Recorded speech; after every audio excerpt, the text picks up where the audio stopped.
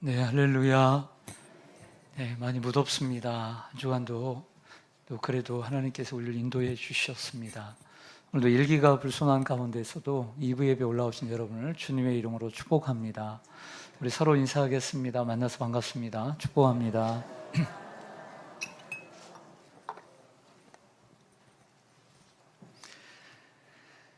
로마 감옥에 있던 사도 바울은 골로새 교회의 개척자인 에바브라의 방문을 받고 골로새 교회에 편지를 쓸 계획을 갖게 됩니다.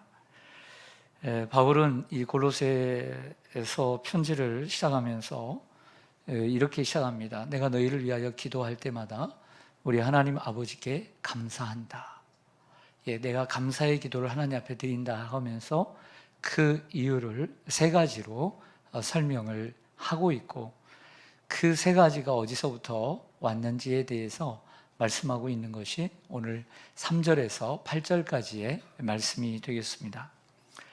바울이 3절에서 하나님께 기도할 때마다 골로새 교회 성도들을 생각하며 감사드리는 이유를 세 가지로 얘기를 하고 있습니다. 그 세 가지가 무엇인지 여러분의 성경 골로새서 1장 3절을 보겠습니다. 제가 읽겠습니다. 우리가 너희를 위하여 기도할 때마다 하나님 곧 우리 주 예수 그리스도의 아버지께 감사하노라. 이는 그 감사하는 이유는 그리스도 예수 안에 있는 너희의 무엇과 두 번째로 모든 성도에 대한 무엇을 들었기 때문이다. 사랑을 들었기 때문이다. 그런데 너희를 위하여 하늘에 쌓아둔 무엇으로 말미암음이니? 소망으로 말미암음이니. 바울이 골로새 교회 성도들에게 편지를 하면서 감사를 하나님 앞에 드리는 이유는 믿음과 사랑과 그리고 하늘에 쌓아둔 소망 때문이다 라고 이야기를 하고 있습니다. 우리가 잘 아는 대로 이 믿음과 사랑과 소망 세 가지는 바울이 편지를 쓸 때마다 하나의 세트처럼 항상 인용하는 말씀이고 중요한 세 단어입니다. 그런데 조금 성경에 대해서 아시는 분들은 순서가 좀 그렇다라고 생각되어질 수 있습니다. 왜냐하면 우리에게 익숙한 고린도전서 13장 같은 경우에 보면 믿음과 소망과 사랑은 항상 있을 것인데 그 중에 제일은 무엇이라 했습니까? 사랑이라고 했습니다. 이 순서가 오늘 본문에서는 어떻게 되어 있습니까? 믿음과 사랑과 소망 이렇게 되어 있습니다. 그것은 이렇게 이해하시면 됩니다. 고린도 교회는 고린도 교회 상황에서 믿음이 좋다. 그리고 우리는 소망을 가지고 있다. 믿음이 좋고 은사를 많이 받고 있는데 고린도 교회의 문제는 어디에 있었습니까? 사랑에 있었어요. 그래서 그 고린도 교회의 상황을 고려해서 사랑을 강조하기 위해서 사랑을 뒤에다 놓았던 것이죠. 근데 오늘 본문은 믿음과 사랑과 그리고 소망을 둠으로써 소망을 강조하기 위해서 뒤에다 놨던 것입니다. 바울의 다른 서신인 데살로니가 전서 1장을 보면 그 첫 인사에도 그 데살로니가 교회 성도들을 생각할 때마다 하나님께 감사하는데 그것을 그들의 무엇을 기억하고 세 가지를 감사하냐면 믿음의 역사, 사랑의 수고, 소망의 인내. 여기서도 보면 골로새서와 똑같이 믿음, 사랑, 소망의 순서를 따르고 있습니다. 바로 이것은 어디를 앞에 두고 뒤에 두느냐의 문제가 아니라 무엇을 강조하기 위해서, 무엇이 먼저냐가 아니라 무엇을 강조하기 위해서 놨느냐라고 그렇게 보시면 되겠습니다. 그래서 순서에 상관없이 믿음과 사랑과 소망은 우리 기독교인에게 있어서는 없어서는 안 될, 기독교인이라면 이 세 가지를 꼭 붙잡고 살아가야 될 덕목임을 말씀해 주고 있습니다. 그래서 신학자 리델보스라고 하는 사람은 이렇게 얘기합니다. 믿음과 사랑과 소망은 하나님 나라에 합당한 새로운 삶의 존재 방식이다. 즉 하나님 나라를 위해 살아가는, 하나님 나라의 백성은 이 땅에 살아가는 동안에 믿음과 사랑과 소망이라는 삶의 방식을 가지고 살아가야 한다라고 헤르만 리델보스는 얘기합니다. 자, 간단하게 한 가지씩 살펴보겠습니다. 첫째는 따라하겠습니다. 믿음. 여기에 믿음이라는 단어의 수식어를 우리는 성경을 읽을 때 주의해야 합니다.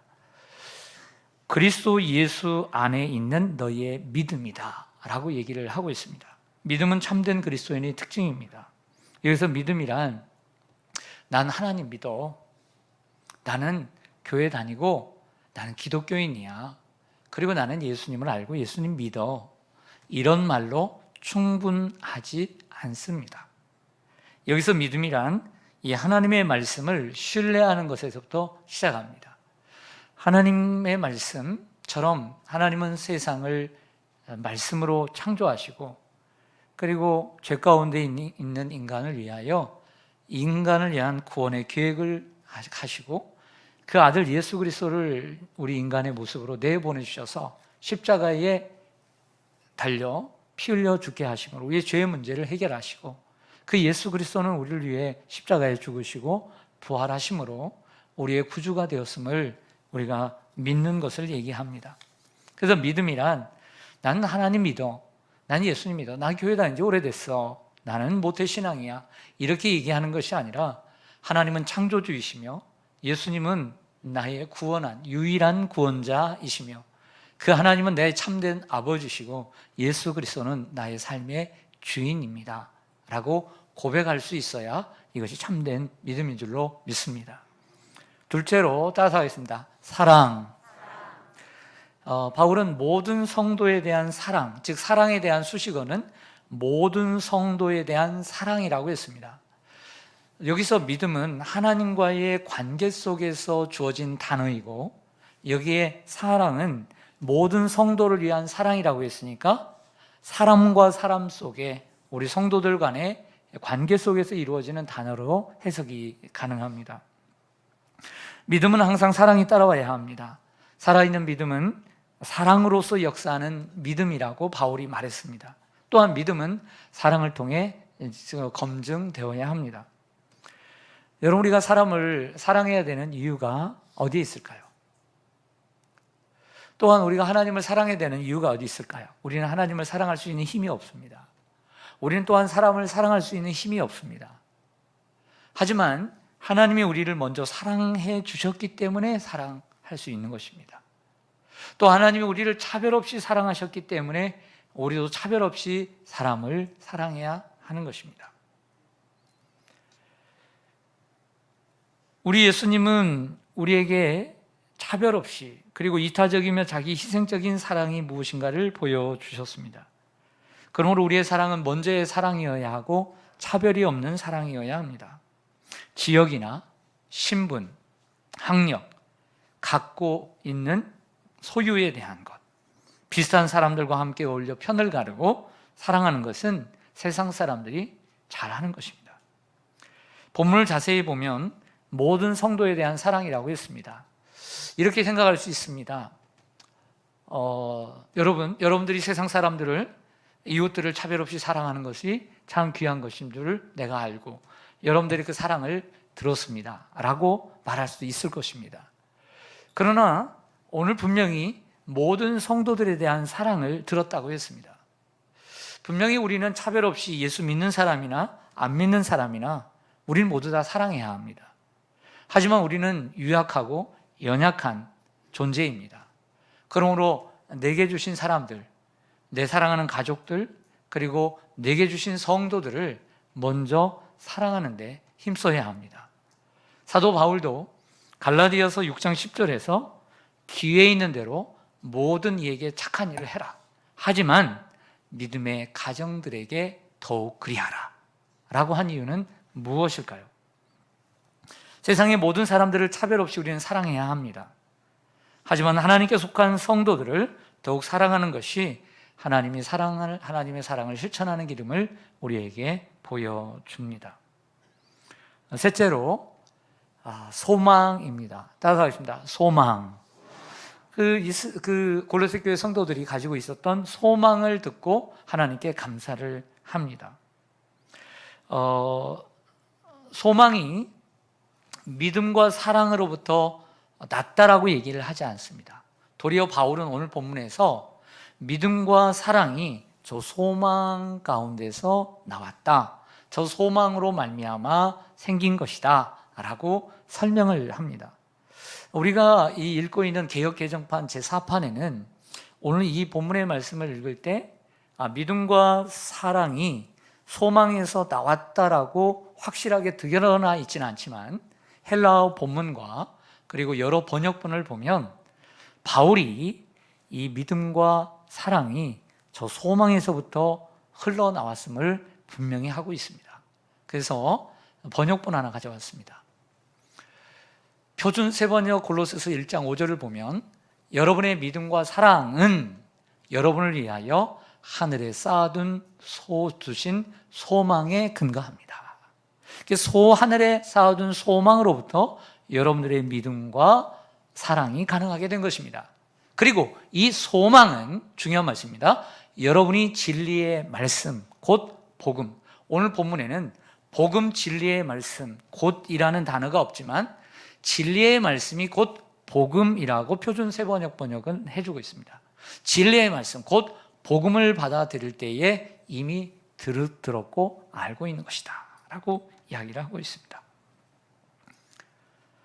성도들은 하늘에 쌓아둔 저 소망으로 말미암아 믿음을 갖고 사랑을 실천하게 되는 것입니다. 자, 그렇다면 저 하늘에 쌓아둔 소망은 무엇일까요?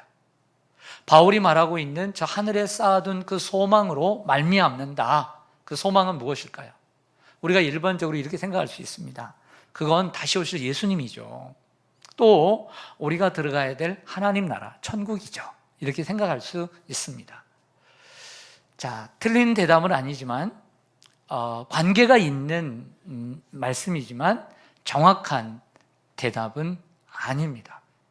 예를 들어 하늘에 쌓아둔 소망이 만약에 예수님이라면 예수님을 하늘에 쌓아둬야 합니까? 예수님은 언제나 우리 안에 계시고 언제나 여기에도 계시고 저 하늘에도 계신 줄로 믿습니다. 위치적으로 설명을 한다면 하나님의 관계 속에서 예수님은 하나님 우편에 계시는 분이십니다. 자, 그렇다고 한다면 천국이에요. 하늘에 쌓아둔 소망, 천국일 수 있습니다. 틀린 말은 아니지만 정확한 것은 아닙니다. 여러분들, 천국이 저 하늘에만, 이 땅에는 없고 저 하늘에만 쌓아둔 것이라고 한다면 성경적이지 못합니다. 천국은 지상에서부터 이루어지는 하나님의 나라입니다. 하늘에 계신 우리 아버지여, 이름이 거룩히 여김을 받으시오며 나라가 우리에게 임하옵시며 뜻이 하늘에서 이루어진 것 같이 우리에게도 이루어지이다. 하나님의 나라는 역동적이기 때문에 어느 별도의 장소에 구애받지 않습니다. 그래서 하늘에 쌓아둔 것은 예수님과 천국 그 자체를 의미하는 것이 아니라 하늘에 쌓아둔 것을 얘기할 때 그 대조되는 단어를 생각해야 합니다. 뭘까요? 하늘에 대조되는 단어, 땅이죠. 이 땅에 영원하지 못한 것들과 대조를 이루는 단어로 그리스도 안에서 거듭난 성도들이 받게 될 하늘의 유업을 가리키는 거예요. 따라서 하겠습니다. 거듭난 그리스도인이 받게 될 하늘의 유업. 작년 한 해 동안 고린도 후서와 그리고 베드로 전서를 주일날 나눈 적이 있습니다. 베드로 전서를 나누면서 여러분들 생각나시는 부분 있을 텐데, 오늘 하늘의 유업을 바울은 이렇게 설명을 했는데 사도 베드로도 이 하늘의 유업을 설명을 합니다. 한번 보시죠. 베드로전서 1장 3절 하반절부터 4절에 보면 거의 똑같은 이 초반에 언급을 합니다. 우리를 거듭나게 하사 산 소망이 있게 하시며 썩지 않고 더럽지 않고 쇠하지 아니하는 유업을 있게 하시나니 곧 너희를 위하여 저 하늘에 간직하신 것이라. 여러분, 하늘에 간직했다는 말과 하늘에 쌓아뒀다는 말은 같은 의미겠죠. 그래서 바울과 베드로의 말을 합치자면 결국 하늘에 쌓아둔 유업이라는 것은 이 땅에 쌓아둔 것처럼 썩고 쇠하고 그리고 더러워지는 것이 아니라 썩지 않고 더럽지 않고 쇠하지 않는 우리가 거듭난 그리스도인들이 받게 될 하늘의 유업을 가리키는 줄로 믿습니다. 그 유업을 여러분들은 가지고 계십니까? 그 하늘의 소망, 예수님을 만나 천국에 들어갈 뿐만 아니라 천국에서 주시는 하나님의 그 기쁨, 그 상급, 그 바라보면서 이 땅에서 우리가 믿음으로 사는 것 아닐까요? 그래서 우리에게 사랑할 능력은 없지만 주님의 사랑에 힘입어 사랑하려고 노력하며 사랑을 실천하며 살아야 하는 것 아닐까요?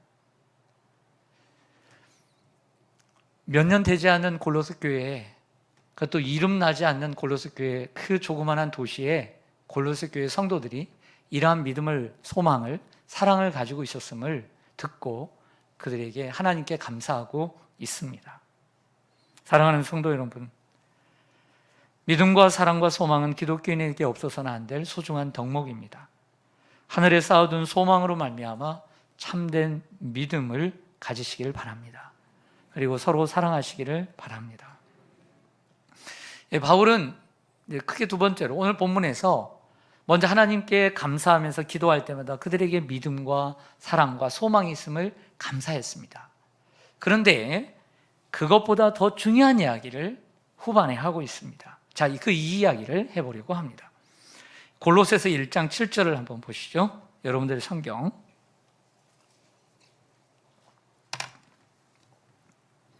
같이 읽습니다. 시작. 이와 같이 우리와 함께 종된 사랑하는 에바브라에게 너희가 배웠나니 그는 너희를 위한 그리스도의 신실한 일꾼이요. 아멘. 골로새 교회 성도들은 바울에게 배운 게 아니라 에바브라에게, 평신도 선교사에게 복음을 배웠다고 했습니다. 지난주에 말씀드린 대로 정확하지는 않지만 우리가 생각할 수 있는 것은 사도 바울이 3차 선교행은 가운데 에베소, 이 골로새에서 193km 떨어져 있는 이 소아시아의 서부 해안에 있는 도시인 에베소에서 3년을 목회를 합니다. 그 가운데 2년 동안이나 두란노 서원에서 날마다 그 점심시간 또 저녁시간을 활용해서 말씀을 전할 때에 소아시아에 있는 유대인과 헬라인들이 다 들었다고 했습니다. 거기서 들었을 가능성을 말씀을 들었습니다. 그 말씀을 받고 거듭난 에바브라가 가슴이 뜨거워졌어요. 그래서 바울이 하는 사역을 곁에서 지켜보면서 훈련을 받습니다. 고향을 생각합니다. 가족을 생각합니다. 예수님 믿지 않고 메시아가 오셨는데도 그분을 알지 못하고 죽어가는 믿음 없는 가족들과 도시 사람들을, 동네 사람을 생각하고 고향으로 돌아옵니다. 그리고 먼저 가까운 가족들에게 복음을 전했을 것이고 그 가정교회를 이루며 점차 친척과 그리고 동네 사람들에게 복음을 전하게 되었던 것이죠. 그래서 교회가 세워져서 수십 명이 모였습니다. 그들은 에바브라에게 복음을 배웠던 것이죠. 좀 전에 말씀드렸지만 그들의 믿음과 사랑과 소망은 복음, 곧 진리의 말씀을 들었기 때문입니다. 골로새서 1장 6절, 우리 화면을 준비했습니다. 자, 오늘 본문에 있어서 같이 읽을 수 있지만 너무 중요한 말씀이기 때문에 PPT로 올렸습니다. 골로새 1장 6절에 보면 이 복음이 이미 너희에게 이름에 너희가 듣고 참으로 하나님의 은혜를 깨달은 날부터 너희 중에서와 같이 또한 온 천하에서도 열매를 맺어 자라는 도다. 아멘. 자, 저기 노란 글씨 보시죠. 너희가 듣고, 먼저 듣고 배웠으니까 들었죠. 참으로 하나님의 무엇을 깨달은 날부터, 은혜를 깨달은 날부터 너희 중에서와 같이 또한 온 천하에서도 열매를 맺어 자라는도다. 마치 씨앗을 뿌려서 그 싹이 나고 열매가 자라는 것처럼 표현을 하고 있습니다. 에바브라에게 배웠습니다. 배우기 위해서는 들어야 합니다. 들을 때 하나님의 은혜를 깨달았습니다. 그러자 열매를 맺어 자라게 되었다라고 얘기합니다. 여러분들 그 열매는 뭘까요? 그 열매는 뭘까요? 성가대 여러분, 마이크가 좋아져서 그런지 음향이 좋아졌는지 그래서 이제 원래 잘했는지 모르지만 요즘 은혜스러워요. 더욱 은혜스러워요. 자, 복음을 그들이 듣고 깨달았습니다. 하나님의 은혜를. 그래서 열매를 맺어 자란다고 그랬습니다. 그 열매는 뭘까요? 사도 바울은 때때로 생각이 큽니다. 그래서 논리적이면서도 거꾸로 얘기해요. 힌트 드리면 제가 오늘 설교의 전반부에 얘기했던 것들이 복음의 열매입니다. 그게 뭘까요? 믿음, 사랑, 소망. 이것이 복음의 열매라고 얘기를 하는 거예요. 복음을 듣고 깨달은 날부터 소망을 갖게 되었어요. 그 소망으로 말미암아 믿음을 갖고 사랑을 실천하게 되었다. 그래서 믿음과 소망과 사랑이 복음의 열매인 거예요. 복음이라는 씨앗이 사람의 마음속에 떨어져 자라면서 맺는 열매가 믿음과 사랑과 소망입니다. 자, 우리는 여기서 정말 중요한 것을 배우게 됩니다. 그것은 복음을 들을 때 하나님의 은혜를 깨닫는 것입니다. 하나님의 은혜를 복음을 듣고 깨닫는 자마다 거듭난 그리스도인이 되는 거예요. 그러나 복음을 듣고 깨닫지 못하는 사람은 수십 년을 교회를 다녀도 하나님의 은혜를 깨닫지 못하기 때문에 안 되는 거예요. 깨닫는 것은 매우 중요합니다. 우린 예배 시간마다 말씀을 듣습니다. 말씀을 얼마나 많이 들었느냐보다 말씀을 얼마나 많이 깨달았느냐가 훨씬 더 중요합니다. 말씀의 뜻을 깨달아야 하고 말씀을 통해 하나님이 우리에게 주시는 교훈이 무엇인지 깨달아야 합니다. 말씀을 듣는 동안 깨달음이 오는 것은 말씀이 하나님의 음성으로 들려진다는 것입니다. 그러므로 깨달음이 얼마나 중요한지 모릅니다. 그런데 말씀을 듣기는 들었지만 하나도 깨닫지 못하는 사람은 참으로 안타까운 사람들입니다. 교회에 나온 지 오래되었어도 믿음이 도무지 자라지 않고 변화되지 않는 사람의 특징은 말씀을 들을 때 깨달음이 없기 때문입니다. 하나님의 은혜를 깨닫지 못하기 때문입니다. 깨달음이 없는 사람은 아무런 은혜를 받지 못하고 돌아갑니다. 그러니 당연히 깨달음이 없는 사람들에게는 신앙생활과 삶의 변화가 있을 수가 없습니다. 당연히 깨달음이 없는 사람은 신앙의 연륜은 찾을 수 있지만 결코 생명이 없기에 성장이 불가능합니다. 말씀을 듣고 깨달은 날부터 믿음은 시작되는 것입니다. 자, 우리가 말씀을 들으면서 또 반드시 깨달아야 할 것이 있습니다. 세 가지로 정리를 해드려요. 많은 것을 깨닫습니다. 오늘 말씀을 통해서 우리가 깨닫는 것이 많이 있죠. 정말 많이 있습니다. 그런데 우리가 신앙생활하면서 늘 여기에 중심을 두고 살아야 합니다. 먼저는 자신의 죄와 허물을 깨달아야 합니다. 하나님의 말씀은 불과 방망이 같습니다. 그래서 하나님의 말씀을 듣고 그래, 내가 정말 의인이야 이렇게 되는 게 아니라 하나님의 말씀을 듣고 내가 죄인인 것과 내가 때로 잘못 살았던 것, 잘못 말했던 것, 잘못 행동했던 것, 그리고 내가 죄인이라는 것을 깨닫는 은혜가 있어야 하는 거예요. 그래서 깨닫게 되면 사람이 진정으로 깨닫게 되면 회개를 하게 되는 거예요. 회개가 있고 거기에 돌이킴과 뉘우침이 있게 됩니다. 그래서 하루아침에 거룩하게 되지는 않지만 나 자신의 죄와 허물을 깨닫게 되면 회개에 이르게 되고 거룩한 사람으로 점차 살아가게 되는 것이죠. 그러므로 말씀을 들을 때 하나님의 은혜를 우리가 깨닫는데 무엇부터 깨달았냐면 자신이 죄인인 것, 그리고 내가 잘못 행하고 있는 것에 대해서 자꾸 깨닫고 돌이켜야 될 줄로 믿습니다. 두 번째로는 하나님의 사랑과 은혜를 깨달아야 합니다. 창세기를 읽어보면 하나님께서 태초에 하나님이 천지를 창조하시니라 세상을 6일 동안 아름답게 세상을 창조하셨습니다. 그 첫째 날은 무엇, 그리고 여섯째 날은 무엇, 이것을 달달달 외우는 것보다 더 중요한 것은 그 속에서 우리에게 베푸신 하나님의 사랑과 은혜를 깨달아야 하는 것입니다. 성경을 지식적으로 아는 건 대단히 중요한 것입니다. 하지만 지식으로만 아는 것이 아니라 그 말씀 속에서 하나님의 은혜를 깨닫는 것, 예배 시간에 와서 한 가지라도 깨닫고 하나님의 사랑과 은혜를 깨닫고 그 붙잡고 기도하며 나가는 것이 소중한 거예요. 하나님께서 우주 만물을 창조하시고 마지막 날에 에덴 동산을 만드시고 마지막 날에 사람을 창조하십니다. 사람은 짐승이 아닙니다. 짐승은 따로 만드시고 사람은 하나님의 형상과 모양을 따라 만드셨어요. 그래서 사람은 영혼이 있게 하셨어요. 코에 생기를 불어넣었지만 짐승은 혼이 없어요. 짐승은 흙으로만 만들었어요. 그 짐승은 죽으면 여러분 사랑하는 반려견도 땅에 묻혀서 끝나는 거예요. 다시 만나자고 하지 마세요. 어디 가서 제발 그러지 마세요. 비성경적으로 살지 마세요. 사람만이 영혼이 있어서 하나님 품으로 다시 돌아가는 거예요. 그래서 사람을 얼마나 거룩하고 복되게 만드셨는지 그 아담에게 이름을 지켜야 하시고 생육하고 번성하며 땅에 충만하고 다스리라는 명령, 하나님의 동역자로 세워주셨어요. 이 속에서 우리는 하나님의 사랑과 우리를 향한 하나님의 은혜를 깨달아야 될 줄로 믿습니다. 하지만 이러한 인간은 사단의 유혹으로 죄를 짓고 맙니다. 하나님의 말씀대로 영을 멸망할 수밖에 없습니다. 죄 가운데 빠져 영혼이 죽어야 마땅하지만 하나님은 인간을 구원하실 계획을 세우십니다. 이게 하나님의 사랑 때문이죠.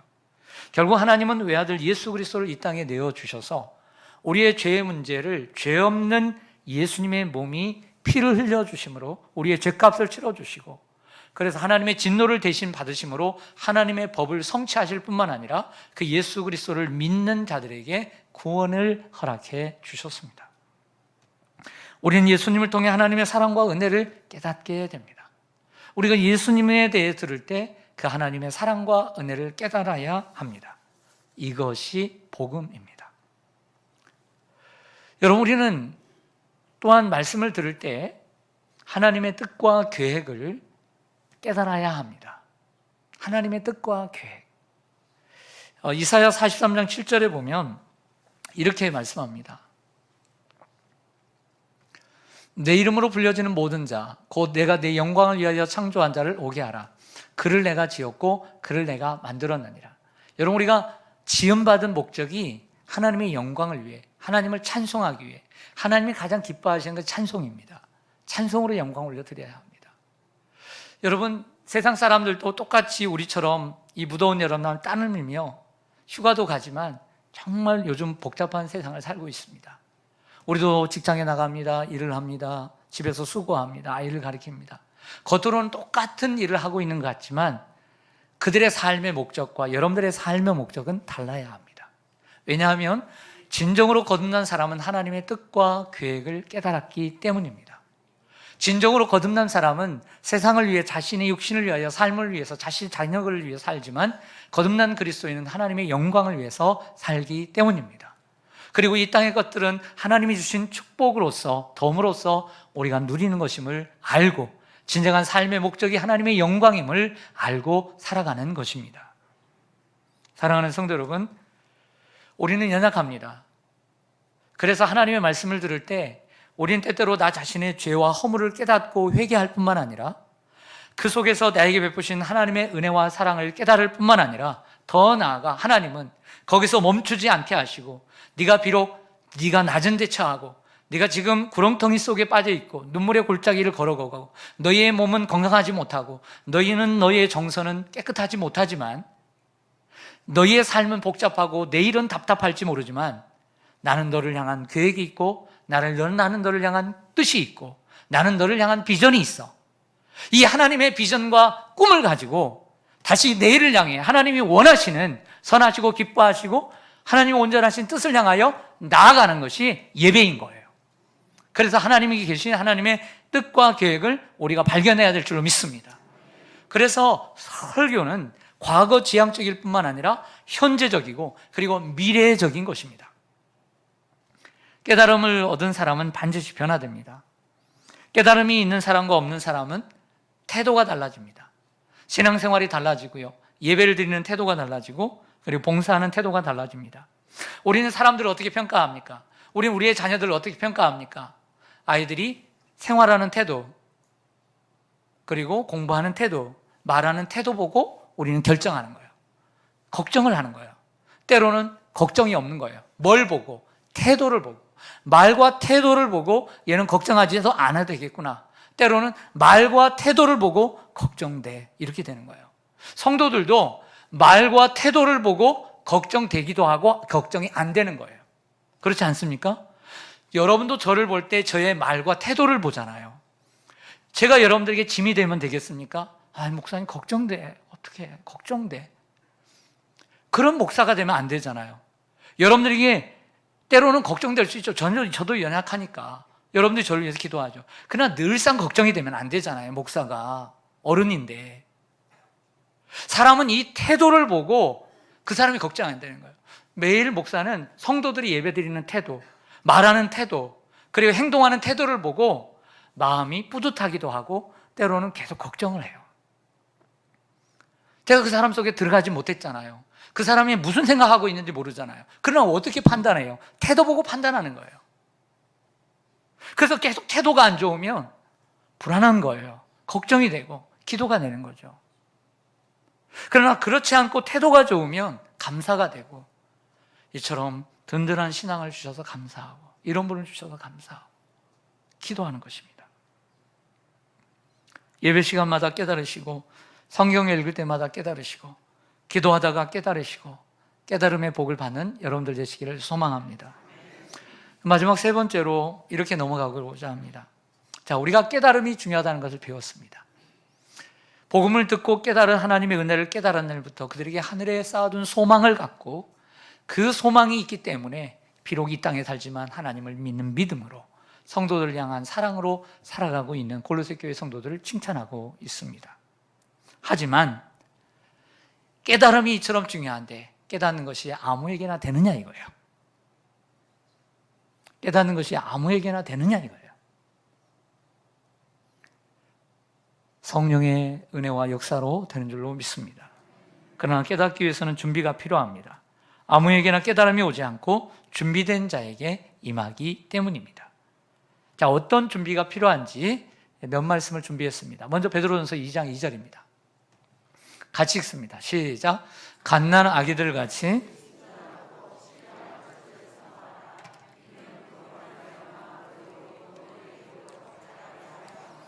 아멘. 우리가 말씀을 듣고 깨닫기 위해서는 아기들 같이 순전하고 사모하는 마음을 가져야 합니다. 아이들은 엄마의 젖을 사모하듯 신령한 젖이란 하나님의 말씀을 일컫는 것이죠. 아이들이 가지고 있는 순전함이란 순수함을 가리키는 것입니다. 마음속에 있는 잘못된, 그리고 그 말씀을 듣지 못하게 하는 거치는 것들을 치우라는 것입니다. 순수한 마음으로 말씀을 들을 때 말씀이 깨달아지게 되는 것입니다. 데살로니가전서 2장 13절을 보겠습니다. 시작. 이러므로 우리가 하나님께 끊임없이 감사함은 너희가 우리에게 들은 바 하나님의 말씀을 받을 때에 사람의 말로 받지 아니하고 하나님의 말씀으로 받음이니 진실로 그러하도다. 이 말씀이 또한 너희 믿는 자 가운데서 역사하느니라. 아멘. 바울은 2차 선교여행 당시 데살로니가 교회에 새 주일, 새 안식일밖에 말씀을 전하지 않았어요. 한 달도 되지 않았습니다. 근데 지나고 나서 보니까 고린도와 아테네 가서 얘기를 들어보니까 이들이 얼마나 믿음이 좋아지는지 마케도니아와 아가에 소문이 퍼졌어요. 몇 개월 후에도. 그 3주 동안인데도 왜 그렇게 그들의 믿음의 소문이 났느냐? 그들이 말씀을 받을 때에 사람의 말로 받지 않고 하나님의 말씀으로 받았기 때문이다. 이렇게 칭찬을 하고 있는 거죠. 한국 교회만큼 하나님의 말씀 설교가 무성한 곳 없습니다. 넘쳐납니다. 근데 많다고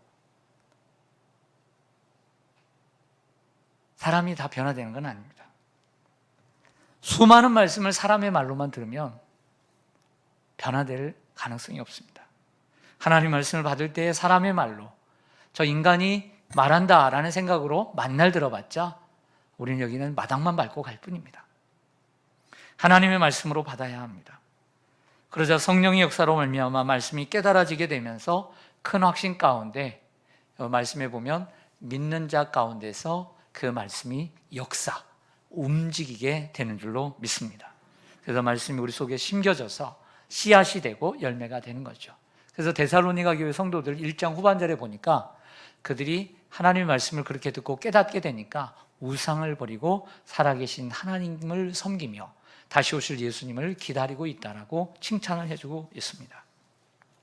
사도행전 10장 33절 말씀 보면요, 같이 읽습니다. 시작. 내가 곧 당신에게 사람을 보내었는데 오셨으니 잘하였나이다. 이제 우리는 주께서 당신에게 명하신 모든 것을 듣고자 하여 다 하나님 앞에 있나이다. 아멘. 여러분들 지금 누구 앞에 있습니까? 그렇죠.